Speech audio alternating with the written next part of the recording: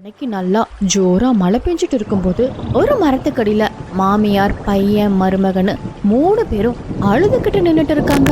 திரும்பவும் இப்படி நடு தெருவுக்கு வந்துட்டோமே, இப்படி ஊர் ஊரா தெரு தெருவா போறதெல்லாம் ஒரு பொழப்பா? இது எல்லாத்துக்கும் காரணம் அந்த கந்துவட்டிக்காரன் தான் அப்படின்னு அழுது புலம்பிக்கிட்டு இருக்கும்போது அப்போ அந்த பக்கமா அந்த கந்துவட்டிக்காரன் வரான். என்ன அடுத்த ஊரை பார்த்து நடக்க ஆரம்பிச்சிட்டீங்க போல. என் வட்டி காசை வாங்குற வரைக்கும் நீங்க எங்க போனாலும் நானும் வருவேன் அப்படின்னு சொல்லி சிரிக்கிறான். அப்ப லக்ஷ்மி அம்மா, ஏப்பா இப்படி எங்களை ஊர் ஊரா விரட்டுறியே, உனக்கு கொஞ்சமாவது மனசாட்சி இருக்கா? வாங்கின பணத்தை எப்பவோ கொடுத்துட்டோம், ஆனா இந்த வட்டி அந்த வட்டின்னு எங்க கிட்ட இருந்த வீட்டையும் வாங்கிட்ட. வேற ஊருக்காவது போய் பிழைக்கலான்னு போனா அங்கேயும் வந்துடுற. உன்னால ஒரு ஊர்ல கூட எங்களால இருக்கவே முடியல. இதெல்லாம் உனக்கே நியாயமா அப்படின்னு அழுதுகிட்டே கேக்குறாங்க. அப்போ அந்த கந்துவட்டிக்காரன், இப்படி நியாயம் அநியாயம் எல்லாம் பேசுறத நிறுத்திட்டு என்னோட வட்டி காசை கொடுத்தா நான் ஏன் உங்களை விரட்ட போறேன், சீக்கிரம் வட்டியை கட்ட பாருங்க அப்படின்னு சொல்லிட்டு அவன் அங்கிருந்து போறான். எப்படி எகத்தலமா பேசிட்டு போறான் பாரு, இவன் எல்லாம் உருப்படவே மாட்டான் அப்படின்னு அவனை திட்டிக்கிட்டு இருக்காங்க. அத்தை, இப்ப அவனை திட்டுறதுனால என்ன ஆக போகுது? நம்ம தான் இப்ப இந்த மழையில நின்று கஷ்டப்பட்டுட்டு இருக்கோம். முதல்ல ஒதுக்குப்புறமா ஒரு இடத்துக்கு போவோம் வாங்க அப்படின்னு 3 பேரும் நடக்க ஆரம்பிக்கிறாங்க. அவங்களுக்கு தங்குற மாதிரி எந்த இடமுமே கிடைக்கல. நடந்து நடந்து ஊரோட ஒதுக்குப்புறத்துக்கே வந்துட்டாங்க. அப்ப திடீர்னு ஏதேதோ சத்தம் கேட்க ஆரம்பிக்குது. மீனா பயத்தோட, ஐயோ அத்தை, இந்த இடம் ரொம்ப இருட்டா இருக்கு, ஏதேதோ சத்தம் எல்லாம் வேற கேக்குது, எனக்கு ரொம்ப பயமா இருக்கு அத்தை. அப்ப ரவி, மீனா நம்ம ஊரோட எல்லையில நிக்கிறோம், காட்டுக்குள்ள இருக்கிற பறவைகளோட சத்தம் தான் இதெல்லாம், நீ பயப்படாத. இனி கொஞ்ச தூரம் நடந்தோம்னா பக்கத்து ஊருக்கு போயிடலாம். அங்க போய் யாராவது கிட்ட உதவி கேட்டு இன்னைக்கு நைட்டு மட்டும் தங்கிப்போம் அப்படின்னு மறுபடியும் நடக்க ஆரம்பிக்கிறாங்க. அப்ப கொஞ்ச தூரத்துல மீனா ஒரு குகைய பாக்குறா. அத்தை, அங்க பாருங்க, ஒரு குகை இருக்கு. இன்னைக்கு நைட்டு மட்டும் நம்ம அங்க தங்கிட்டு காலையில எந்திரிச்சு போயிடலாம் வாங்கத்த அப்படின்னு கூப்பிடுறா. அது முன்னாடி நின்னு பார்க்கவே ரொம்ப பயங்கரமா இருக்கு. உள்ள எல்லாம் போக வேண்டாம் மீனா. அம்மா பயப்படாதீங்க, நான் முதல்ல போய் உள்ள பார்த்துட்டு வரேன் அப்படின்னு சொல்லி ரவி மட்டும் உள்ள போறான். உள்ள ரொம்ப இருட்டா இருக்கு. ரவி கையில ஒரு விளக்க வச்சுட்டு, அம்மா இது ரொம்ப பெரிய குகையா இருக்கு, உள்ள பயப்படுற மாதிரி எதுவும் இல்ல, 2 பேரும் வாங்க அப்படின்னு கூப்பிடுறான். 2 பேரும் உள்ள போறாங்க. உள்ள போன 2 பேரும் குகைய பாக்குறாங்க. அங்க செடி கொடி எல்லாம் முளைச்சு கிடக்கு. மீனா அதையெல்லாம் சுத்தம் செய்ய ஆரம்பிக்கிறான். கொஞ்ச நேரத்திலேயே தங்கறதுக்கான இடமா மாறி போச்சு. பரவாயில்லையா மீனா, இப்போ இந்த இடம் நம்ம தங்கறதுக்கு ஏத்த மாதிரி இருக்கு. மழை பெய்யற சத்தம் கூட கேட்கல. எனக்கு நைட்டு நாம இங்கேயே தங்கிடுவோம் அப்படின்னு அங்கேயே இருக்கிறாங்க. அப்ப ரவி, அம்மா எனக்கு ரொம்ப பசிக்குது, சாப்பிட ஏதாவது இருக்கா? நம்ம கிட்ட பாத்திரம் எல்லாம் இருக்கு ரவி, ஆனா மளிகை சாமானம் தான் எதுவும் இல்ல. இந்த நேரத்துல எதை சமைக்கிறது? இப்படி இவங்க பேசிக்கிட்டு இருக்கும்போது, அத்த, நான் வர வழியில பார்த்தேன், இந்த குகைக்கு பக்கத்துல ஒரு பெரிய ஏரி இருக்கு, அதுல நிறைய மீன் இருந்ததையும் பார்த்தேன். நம்ம அந்த ஏரியில இருக்கிற மீனை பிடிச்சு வறுத்து சாப்பிடலாம் அத்த. நல்ல யோசனை மீனா, நானும் அந்த ஏரியை கவனிச்சேன், அதுல நிறைய மீனும் இருந்துச்சு, நான் போய் மீனை பிடிச்சிட்டு வரேன் அப்படின்னு சொல்லி ரவி கிளம்பி போனான். கொஞ்ச நேரத்திலேயே அவனால முடிஞ்ச அளவுக்கு மீனை பிடிச்சிட்டு வரான். ரவி மீனை எல்லாம் சுத்தம் பண்ணி மீனா கிட்ட கொடுக்கறான். மீனாவும் அவகிட்ட இருக்கிற மசாலாவை எல்லாம் பயன்படுத்தி மீனை வறுக்கவும் ஆரம்பிக்கிறான். கொஞ்ச நேரத்திலேயே அந்த வாசனை வெளிய மலையில இருக்கிற மண் வாசனைய விட அதிகமா வீசுது. 3 பேரும் சமைச்சு சாப்பிட்டுக்கிட்டு இருக்காங்க. ஆஹா மீனா, இந்த மீன் வறுவல் நீ எப்பவும் செய்யறத விட ரொம்ப அருமையா இருக்கு. ஆமா மீனா, இது ரொம்ப வித்தியாசமா இருக்கு. என்ன பண்ணுன? அத்தை, நான் எப்பவும் போடுற மசாலா கூட கையில அரைச்ச இஞ்சி பூண்டு பேஸ்ட் சேர்த்திருக்கேன், அதுதான் இந்த மீன் வறுவலுக்கு கூடுதலா ருசி தருது அப்படின்னு ரசிச்சு ருசிச்சு சாப்பிட்டுக்கிட்டு இருக்காங்க. அப்போ அந்த குகை பக்கத்துல 2 பேரு நடந்து போய்கிட்டு இருந்தாங்க. என்னடா இது, இந்த இடத்துல இவ்வளவு வாசனை வருது? இது ஊருக்கு ஒதுக்குப்புறமா இருக்கிற இடம், இங்க எப்படி மீன் வறுவல் வாசனை வருது? அப்ப இன்னொருத்தர், ஏண்டா ஒருவேளை பேய் பிசாசுன்னு ஏதாவது இருக்குமோ அப்படின்னு பயத்தோட நிக்கிறாங்க. இருந்தாலும் மீன் வறுவல் வாசனை அவங்கள சுண்டி இழுக்குது. 2 பேரும் குகை கிட்ட போறாங்க. அந்த குகைக்கு வெளியே நின்னு, யார் உள்ள? யாராவது உள்ள இருந்தீங்கன்னா வெளியே வாங்க அப்படின்னு குகைக்கு வெளியே நின்னு கத்துறாங்க. அப்போ உள்ள வந்த லக்ஷ்மி அம்மா, என்ன இது, யாரோ கூப்பிடுற மாதிரி இருக்கு, ஒருவேளை அந்த கந்துவட்டிக்காரனா இருப்பானோ, இங்கேயும் வந்துட்டான் போல, போச்சு போச்சு, இப்ப நம்மள என்ன பண்ண போறானோ. மா பயப்படாதீங்க, அவனா இருக்காது, நான் போய் பார்த்துட்டு வரேன் அப்படின்னு சொல்லி ரவி வெளியே போறான். யாரு நீங்க, என்ன வேணும் உங்களுக்கு? இந்த பக்கம் மீன் வறுவல் வாசனை வருது, நீங்க தான் செய்யறீங்களா? ஆமாங்க, நாங்க தான் செஞ்சோம். ஏன் கேக்குறீங்க? நாங்க இந்த வழியா பக்கத்து ஊருக்கு போயிட்டு இருக்கோங்க. வர வழியிலெல்லாம் சாப்பிட கடைய பார்த்தோம், ஒரு கடை கூட இல்ல. அப்பதான் இந்த மீன் வறுவல் வாசனை எங்களை சுண்டி இந்த பக்கம் இழுத்துச்சுங்க. இந்த பக்கம் ஏதாவது கடை இருக்குதான்னு பார்க்கலான்னு வந்தோம். எங்களுக்கு ரொம்ப பசிக்குதுங்க, சாப்பிட ஏதாவது இருந்தா தரீங்களா அப்படின்னு கேக்கும்போது, அப்பா மீனா, நாங்க கடை எதுவும் நடத்தலைங்க, எங்களுக்கு சாப்பிடறதுக்கு தான் பண்ணிக்கிட்டே இருந்தோம். பசின்னு வேற சொல்றீங்க, நாங்க செஞ்ச மீன் வறுவல் தான் கொஞ்சம் இருக்கு, அத வேணா சாப்பிடுங்க அப்படின்னு சொல்லி குகைக்குள்ள கூட்டிட்டு போறாங்க. அங்க போய் பார்த்த 2 பேரும், குகைக்குள்ள இப்படி ஒரு இடமா அப்படின்னு ஆச்சரியப்பட்டாங்க. அதுக்கப்புறம் மீன் வறுவலை சாப்பிட்டுட்டு, இந்த வறுவல் ரொம்ப அருமையா இருக்குங்க, இதே மாதிரி ஒரு டேஸ்ட் இதுக்கு முன்னாடி நாங்க சாப்பிட்டதே இல்ல. ஆமாங்க, இந்த இரவு வேளையில எங்களுக்கு இது அமிர்த மாதிரி இருக்கு. அவங்க 2 பேரும் சாப்பிட்டதுக்கு அப்புறம், இந்தாங்க இந்த காசை வாங்கிக்கோங்க அப்படின்னு சொல்லி காசையும் கொடுத்துட்டு போறாங்க. அப்ப மீனா, பரவாயில்லையே அத்தை, கெட்டதுலயும் ஒரு நல்லது நடந்திருக்கு. இந்த பக்கம் குகைக்கு சாப்பிட போனவங்க போற வழியிலலாம் இத பத்தி சொல்லிக்கிட்டே போறாங்க. அடுத்த நாள் காலையிலயும் மழை நிக்கவே இல்ல. அவங்கனால எங்கேயுமே போக முடியாம குகையிலேயே இருக்கிறாங்க. அப்போ மீனாவுக்கு ஒரு ஐடியாவும் கிடைச்சது. அத்தை, குகையில இது வரைக்கும் யாருமே ஹோட்டல் நடத்தி பாத்திருக்கவே மாட்டாங்க, நம்ம ஏன் இந்த குகைய ஹோட்டலா மாத்தி வியாபாரம் பண்ணக்கூடாது? அது மட்டும் இல்லாம மீன் வறுவல் கூடவே சாதம் குழம்பு எல்லாமே சேர்த்து போட்டா இன்னும் நல்லாவும் இருக்கும், நிறைய காசும் கிடைக்கும்ல அத்தை.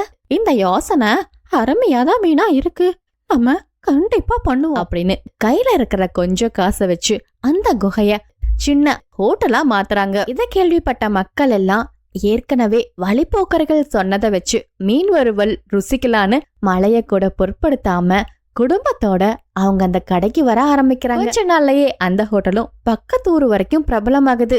அந்த குகைய பார்க்கவே பக்கத்துல இருந்த எல்லாரும் வர ஆரம்பிக்கிறாங்க. இது அந்த கந்துவட்டிக்காரனுக்கும் தெரிய வருது. அவனும் அந்த குகை பக்கமா வரான். அப்போ குகைக்கு முன்னாடி நின்னு மனசுக்குள்ள, ஓ, குடும்பத்தோட இங்கதான் இருக்கீங்களா, நல்லா சம்பாதிச்சுட்டு இருக்கீங்க போல, இந்த முறை உங்ககிட்ட எப்படி பணத்தை வாங்குறேன்னு பாருங்க அப்படின்னு நினைச்சுக்கிட்டு அந்த ஊர் தலைவர்கிட்ட போய், ஐயா, மலை குகை அப்புறம் ஏரியில இருக்கிற மீன் இந்த மாதிரி பொதுவா இருக்கிற இடமெல்லாம் ஊருக்கு தானே சொந்தம். ஆனா இங்க ஒரு குடும்பம் ஊருக்கு ஒதுக்குப்புறமா இருக்கிற குகைய அவங்களுக்கு சொந்தமாக்கி ஒரு ஹோட்டல நடத்திட்டு இருக்காங்கயா. அதுவும் இல்லாம ஏரியில இருக்கிற மீனை யார்கிட்டயும் கேட்காம சமைச்சு வித்து பணமாக்கிட்டு இருக்காங்கயா. இப்படி பண்றது உங்க ஊருக்கு தான் ஏன் அசிங்கம்? இதெல்லாம் கேட்க மாட்டீங்களா அப்படின்னு ஏத்தி விட்டுக்கிட்டே இருந்தான். அப்ப ஊர் தலைவர், நீ சொல்றது சரிதான், ஊருக்கு சொந்தமான இடத்துல ஹோட்டல் நடத்துறது ரொம்ப பெரிய தப்பு. கண்டிப்பா அவங்களுக்கு அதுக்கான தண்டனையும் இருக்கு, வா போலாம் அப்படின்னு சொல்லி அந்த இடத்துக்கு 2 பேரும் போறாங்க. அங்க போய் ஊர் தலைவர் அங்க இருக்கிறவங்க முன்னாடி, யார கேட்டு இந்த இடத்துல ஹோட்டல் நடத்திட்டு இருக்கீங்க? இது ஊருக்கு சொந்தமான இடம், ஊரை கேட்காம இந்த இடத்துல எப்படி ஹோட்டல் வச்சிருக்கீங்க?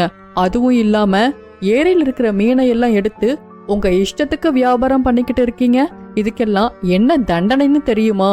அப்ப லக்ஷ்மி அம்மா பக்கத்துல இருக்கிற கந்துவட்டிக்காரனை பார்த்து, இதெல்லாம் உன்னோட வேலைதானா? எங்க போனாலும் எங்களை நிம்மதியா இருக்க விடவே மாட்டையா அப்படின்னு கத்துறாங்க. அப்ப மீனா, அத்தை இருங்க, நான் பேசிக்கிறேன். ஐயா, இங்க நிக்கிறானே இந்த கந்துவட்டிக்கார, இவன் எங்க கிட்ட இருந்து இந்த வட்டி அந்த வட்டின்னு சொல்லி வாங்கி எங்க கிட்ட இருந்த காசையெல்லாம் பிடுங்கிக்கிட்டே தான் இருக்கான். இவனுக்கு பயந்துதான் ஊர் ஊரா போய்கிட்டே இருக்கோம். அப்படி போகும்போதுதான் நாங்க இந்த குகைய பார்த்தோம். நாங்க தங்கறதுக்கு வழி இல்லாம தான் இந்த குகையில தங்கினோம். நீங்க சொல்ற மாதிரி ஊரை கேட்காம ஹோட்டல் நடத்தினது தப்புதான். ஆனா எங்கனாலதான் இந்த ஊரே இப்போ பிரபலமாயிருக்கு. பக்கத்து ஊர்ல இருக்கிறவங்க கூட இப்ப உங்க ஊரை தேடி வராங்க. நாங்க உங்களுக்கு நல்லது தாயா பண்ணிருக்கோம் அப்படின்னு சொல்றா. அப்போ அதை கேட்ட ஊரு மக்களும், இத்தனை நாளா யாருக்குமே பயன்படாம இருந்த குகைதான ஹோட்டலா மாத்தி வச்சிருக்காங்க. நடுராத்திரியில இந்த பக்கம் போற வழிப்போக்கர்களுக்கு சாப்பாட போட்டு பசிய போக்கிட்டு இருக்காங்க. இதுல என்னங்க தப்பு இருக்கு? அதுதானே, இந்த வழியில போறவங்களுக்கு எங்கேயுமே ஹோட்டல் இல்ல. பசியோட எத்தனை பேர் மயங்கி விழுந்திருப்பாங்க. அப்பவெல்லாம் கண்டுக்கிட்டீங்களா? இப்ப மட்டும் ஏன் கேக்குறீங்க? அப்ப இன்னொருத்தர், ஊர் தலைவரே, உங்க பக்கத்துல நிக்கிறானே அந்த கந்து வட்டிக்காரன், எத்தனை பேத்துக்கிட்ட அநியாயமா வட்டி வாங்கியிருக்கான்னு தெரியுமா? இவனால எத்தனை குடும்பம் அழிஞ்சு போயிருக்குன்னு தெரியுமா? இவன் பேச்ச கேக்குறீங்களே, நீங்கெல்லாம் ஒரு ஊரு தலைவரா? அப்படின்னு எல்லோரும் ஊர் தலைவருக்கு எதிரா திரும்பிட்டாங்க. அப்ப ஊர் தலைவர் லக்ஷ்மி அம்மா குடும்பத்தை பார்த்து, சரிங்க, நீங்க நடத்துற இந்த ஹோட்டல் இங்கேயே இருக்கட்டும். அதுக்கு நீங்க மாசம் வாடகை கொடுக்கணும். அது மட்டும் இல்லாம ஏரியில மீன் எடுத்து பயன்படுத்துறதுக்கு நீங்க தனியா சந்தாவும் கட்டணும் அப்படின்னு சொல்றாரு. அதுக்கப்புறம் அந்த கந்துவட்டிக்காரனை பார்த்து, இங்க பாரு, நீ ஊரு மக்களுக்கு அநியாயத்துக்கு வட்டிக்கு விட்டு காசு வாங்கிட்டு இருக்க. இப்ப எல்லாமே அது நிரூபணமாயிருச்சு. இன்னும் 2 நாள்ல அதிக வட்டின்னு சொல்லி பணத்தை வாங்கி ஏமாத்தினவங்க கிட்ட எல்லாத்தையும் காசு திருப்பி கொடுக்கற. இந்த ஊரை விட்டே போற. இதுதான் உனக்கு தண்டனை அப்படின்னு அந்த கந்துவட்டிக்காரனை பார்த்து சொல்றாரு. அந்த கந்துவட்டிக்காரனும் ஏமாத்தினவங்க கிட்ட எல்லாம் காசை திருப்பி கொடுத்துட்டு ஊரை விட்டே போயிட்டான். அதுக்கப்புறம் எந்த பிரச்சனையும் இல்லாம அவங்க அந்த ஹோட்டல ரொம்ப நல்லா நடத்திக்கிட்டு வந்தாங்க. கெட்டவன் சில காலம் நல்லா வாழ்ற மாதிரி தான் தோணும். இறுதியில நேர்மையா வாழ்பவங்க மட்டும்தான் வாழ்க்கையில உயர்ந்து நிப்பாங்க. அன்னைக்கு காலையில நடுவீட்ல லக்ஷ்மியும் சண்முகமும், அதெல்லாம் உங்களுக்கு ஒன்னும் தெரியாது, அமைதியா இருங்க, எல்லாத்தையும் நானே பாத்துக்கிறேன். அப்படியெல்லாம் விட முடியாது. இந்த விஷயத்துல நான் தான் முடிவெடுப்பேன் அப்படின்னு 2 பேரும் சண்டை போட்டுக்கிட்டு இருக்காங்க. அப்போ அங்க வந்த ரவியும் ரமேஷும், அப்பா அம்மா 2 பேரும் காலங்கத்தாலேயே எதுக்கு இப்படி சண்டைய போட்டுட்டு இருக்கீங்க? இத நீயே கேளுடா. உங்க 2 பேத்துக்கும் கல்யாணம் பண்ணி வைக்க நல்ல பொண்ணுங்களா நான் பாக்குறேன்னு சொன்னா, உங்க அப்பா என்னமோ அவர் தான் பாப்பேன்னு சொல்லி கத்திக்கிட்டு இருக்காரு. அவருக்கு என்ன தெரியும் இத பத்தி? அப்படின்னு லக்ஷ்மி அம்மா சொன்னதும் மறுபடியும் 2 பேருக்கு வாக்குவாதம் வருது. அப்ப ரவி, அம்மா அப்பா கொஞ்சம் நிறுத்துங்க. நீங்க 2 பேரும் எங்களுக்கு எது செய்தாலும் அது நல்லதா தான் இருக்கும். சரி, நம்ம இப்படி வேணா பண்ணுவோம். எனக்கு பாக்குற பொண்ண அம்மா பாக்கட்டும், தம்பி ரமேஷ்க்கு பாக்குற பொண்ண அப்பா பாக்கட்டும் அப்படின்னு சொன்னதும் இந்த யோசனை எல்லாருக்கும் சரின்னு பட்டுச்சு. அதனால பெரியவனுக்கு லக்ஷ்மியும் சின்னவனுக்கு சண்முகமும் பொண்ணை பார்த்து கல்யாணமும் பண்ணி வைக்கிறாங்க. லக்ஷ்மி பெரியவன் ரவிக்கு தமிழ் பொண்ணான மீனாவையும், சண்முகம் சின்னவனுக்கு வட இந்தியா பொண்ணு ஆதிராவையும் கல்யாணம் பண்ணி வைக்கிறாங்க. ஆதிரா என்னதான் வட இந்தியா பொண்ணா இருந்தாலும் அவ ரொம்ப வருஷமா தமிழ்நாட்டிலேயே இருக்கறனால தமிழ் நல்லாவே பேச கத்துக்கிட்டா. அடுத்த நாள் காலையில டைனிங் டேபிள்ல எல்லோரும் சாப்பிட உட்கார்ந்துகிட்டு இருந்தாங்க. அப்ப சண்முகம், அட, இத பார்க்கவே ரொம்ப நல்லா இருக்கே, என்னம்மா இது? மாமா, நான் ஆளு பரோட்டாவும் தாளும் பண்ணிருக்கேன். இது வட இந்தியால ரொம்பவுமே ஃபேமஸ். அப்போ அத சாப்பிட்ட சண்முகம், இது ரொம்பவுமே அருமையா இருக்குமா? எப்போதும் சாப்பாடு குழம்புமே சாப்பிட்டு இப்படி சாப்பிடும்போது நல்லாதான் இருக்கு. ஆமா ஆதிரா, இது செமையா இருக்கு அப்படின்னு 2 பேரும் ஆதிராவை பாராட்டினாங்க. இத பார்த்த லக்ஷ்மி மீனாவுடைய சாப்பாட்ட சாப்பிட்டு பார்த்துட்டு, சாப்பாடுனாவே நம்ம ஊரு சாப்பாடுதான். இந்த பருப்பு சாம்பாரு இட்லி தோசைக்கு அட்டகாசமா இருக்கு இல்லடா ரவி? ஆமாமா, பிரமாதமா இருக்கு. மீனா, உன் கை பக்குவம் சூப்பர். இவங்க 2 பேரும் மீனா சாப்பாட்ட சாப்பிட்டு பாராட்டிக்கிட்டு இருந்தாங்க. அப்ப மீனா, மாமா, நான் செஞ்ச சாப்பாட்டையெல்லாம் சாப்பிட மாட்டீங்களா மாமா? அட, அப்படியெல்லாம் யாருமா சொன்னா? இங்க கொடு அப்படின்னு மீனாவுடைய சாப்பாட்ட சாப்பிட்ட சண்முகம், அடடே, என் பெரிய மருமக செஞ்ச சாதமும் அசத்தலா இருக்கே, சூப்பர் மீனா அப்படின்னு சொல்லிட்டு லக்ஷ்மிய பார்த்து, இந்தா லக்ஷ்மி, உன்னோட சின்ன மருமக செஞ்ச பராட்டாவை போட்டு சாப்பிட்டு பாரு அப்படின்னு லக்ஷ்மி அம்மாவையும் சாப்பிட வச்சாரு. அத சாப்பிட்ட லக்ஷ்மி அம்மா மனசுக்குள்ள, இதுவும் நல்லாதான் இருக்கு. இப்படியே தினமும் 2 வகையா செய்தா சாப்பாடு தான் வேஸ்ட் ஆகும். நம்ம எல்லோருக்கும் நம்ம ஊரு சாப்பாடு தான் செட் ஆகும். இனிமேல் அப்படியே செய்வோம். இந்த சப்பாத்தி பரோட்டா எல்லாம் எப்பவாவது செய்தா போதும். இப்படி பேசுறத கேட்டதும் ஆதிராவுக்கு முகமே மாறிப்போச்சு. இத கவனிச்ச சண்முகம், அதெல்லாம் முடியாது. 2 நாளைக்கு தமிழ் சாப்பாடும் 2 நாளைக்கு வட இந்தியா சாப்பாடும் செய்யலாம். அப்போ ரவியும் ரமேஷும், நீங்க சொல்றதும் சரிதான்ப்பா. நம்ம ஒரே மாதிரி சாப்பிடாம வகை வகையா சாப்பிடலாம். ஜாலியா தான் இருக்கும். இப்படியே 2 நாளைக்கு இது 2 நாளைக்கு அதுன்னு செய்யறாங்க. மீனாவும் ஆதிராவும் ஒருத்தர் நல்லாவே புரிஞ்சுக்கிட்டாங்க. ஆனா இத பார்த்த லக்ஷ்மிக்கு தான் சுத்தமா பிடிக்கல. லக்ஷ்மி ஒரு நாள் 2 பேத்தையும் கூப்பிட்டு, இங்க வாருங்க, ஆடி மாசம் பிறந்துருச்சு. இனிமே நம்ம வீட்ல 2 வேளையும் பூஜை பண்ணணும், வாசல் தொளிச்சு கோலம் போடணும், வீட்டை எப்பவுமே மங்களகரமா வச்சுக்கோணும், புரியுதா? அப்ப 2 பேரும் சரிங்கத்த, நீங்க சொன்ன மாதிரியே பண்றோம் அப்படின்னு 2 பேரும் சொன்னாங்க. அடுத்த நாள் காலையில வாசல்ல மீனா அரிசி மாவால அழகான கோலம் போட்டிருந்தா. இந்த பக்கம் ஆதிரா கலர் பொடி எல்லாம் வச்சு ரங்கோலி கோலம் போட்டிருந்தா. இத பார்த்த லக்ஷ்மி அம்மா ஆதிரா கிட்ட போய், என்ன இது, இவ்வளவு கலர் பொடிய போட்டு வாசல கெடுத்து வச்சிருக்க, உனக்கு ஒழுங்கா எப்படி கோலம் போடணும்னு கூட தெரியாதா? இதுக்குத்தான் நம்ம கலாச்சாரம் தெரிஞ்ச பொண்ண பாக்கணும்னு சொல்றது அப்படின்னு திட்டிட்டு அங்க இருந்து போனாங்க. இத கேட்டு அழுதுகிட்டே மீனா கிட்ட போனா ஆதிரா. அக்கா, நான் அழகா தானே கோலம் போட்டிருக்கேன், அத்தை ஏன் என்ன திட்டுறாங்க? அது ஒன்னும் இல்ல ஆதிரா, நம்ம கோலம் போடும்போது அரிசி மாவால கோலம் போட்டோம்னா சின்ன சின்ன பூச்சிகளுக்கும் எறும்புகளுக்கும் சாப்பாடு கொடுக்கற மாதிரி இந்த மாதிரி கலர் கோலப்பொடியெல்லாம் எப்பயாச்சுதான் பயன்படுத்தணும். அது மட்டும் இல்லாம இது ஆடி மாசங்கிறனால அரிசி மாவால கோலம் போடும்போது அந்த அம்மனே வீட்டுக்குள்ள வர மாதிரின்னு சொல்லுவாங்க.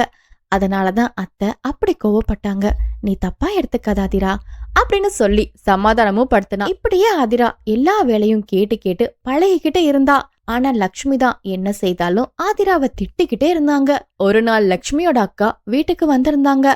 அவங்கள பார்த்த மீனா, வணக்கம் பெரியத்த, தண்ணி குடிங்க அப்படின்னு தண்ணி கொண்டு வந்து கொடுத்தா. இந்த பக்கம் ஆதிரா, நமஸ்தே அத்தை, இந்தாங்க ஜூஸ், இதையும் எடுத்துக்கோங்க அப்படின்னு கொண்டு வந்து கொடுத்தா. அப்ப லக்ஷ்மி அம்மா கோபமா, ஆதிரா, வீட்டுக்கு யாராவது வந்தாங்கன்னா முதல்ல தண்ணியத்தான் கொண்டு வந்து கொடுக்கணும், அத விட்டுட்டு கலர் கலரா எதையோ கொண்டு வந்து நீட்டுற, இது கூட தெரிய மாட்டேங்குது அப்படின்னு கோவமா சொல்றாங்க.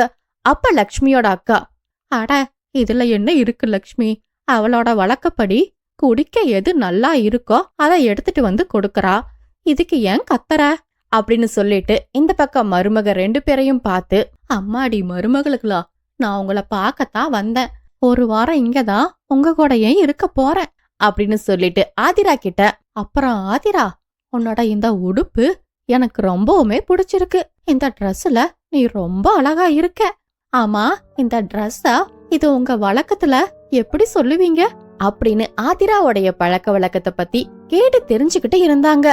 இத பார்த்த லக்ஷ்மி அம்மாவுக்கு சுத்தமா பிடிக்கல. கோவமா, அக்கா நீ என்ன பண்ணிக்கிட்டு இருக்க, இதெல்லாம் அவ்வளவு நல்லாவா இருக்கு, நம்ம கலாச்சாரத்துல போடுற உடுப்பு தான் நல்லா இருக்கு. அட என்ன லக்ஷ்மி, இன்னும் எந்த காலத்துல இருக்க நீ? நம்ம கலாச்சாரம் மட்டும் இல்ல, உலகத்துல இருக்கிற எல்லா கலாச்சாரமும் அழகுதான். அப்ப லக்ஷ்மி, உனக்கெல்லாம் வேற வேலை இல்லக்கா, கலாச்சாரம் மாறி போச்சு அப்படி இப்படின்னு ஏதாவது உளறிக்கிட்டு இருப்ப அப்படின்னு திட்டிக்கிட்டே அங்கிருந்து போனாங்க. அடுத்த நாள் காலையில ஆதிரா கையில ஒரு கலர் பொடி டப்பாவை வச்சிருந்தா. கலர் பொடி டப்பாவை வச்சுக்கிட்டு லக்ஷ்மி கிட்ட போய், அத்தை இன்னைக்கு ஹோலி பண்டிகை அப்படின்னு சொல்லிட்டு கலர் பொடியை எடுத்து லக்ஷ்மி அம்மா மேல பூச போறா.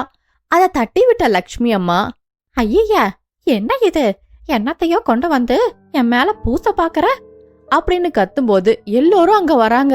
அப்ப ஆதிரா, அத்தை இது ஹோலி பவுடர், ஹோலி அன்னைக்கு இப்படித்தான் கலர் பொடி எல்லாம் பூசிட்டு நம்ம ஹோலி கொண்டாடணும் அப்படின்னு சொல்லி மறுபடியும் பூச போனா.